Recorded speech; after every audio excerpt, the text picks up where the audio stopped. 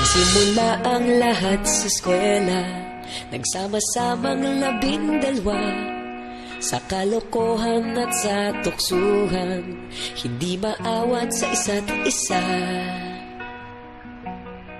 Madalas ang standby sa cafeteria, isang barkada na kay saya. Laging may hawak-hawak na gitara, konting udyok lamang kakanta na. Kay simple lamang ng buhay nun, walang mabibigat na suliranin. Problema lamang laging kulang ang gatong. Sana napunta ang panahon? Sana nga ba? Sana nga ba? Sana napunta ang panahon? Sana nga ba? Sana nga ba? Sana napunta ang panahon? Sa unang ligaw kayo'y magkasama, magkasabwat sa pambobola.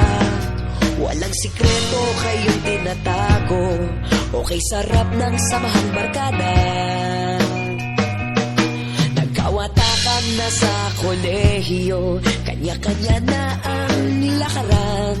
Kahit minsanan na lang kung magkita, pagkakaibigay hindi nawala. At kung saan na napadpad ang ilan, sa dating eskwela meron din naiwan. Meron pa ng mga ilang nawala na lang, nakakamiss ang dating samahan. Sana nga ba? Sana nga ba? Sana nga bang barkada ngayon?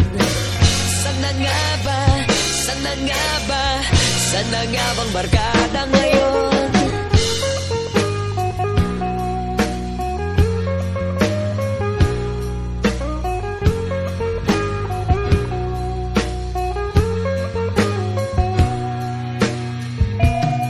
Ilang taon din ang nakalipas, wala pa sa aming tatay na nagsusumikap upang yumaman at guminhawang kinabukasan.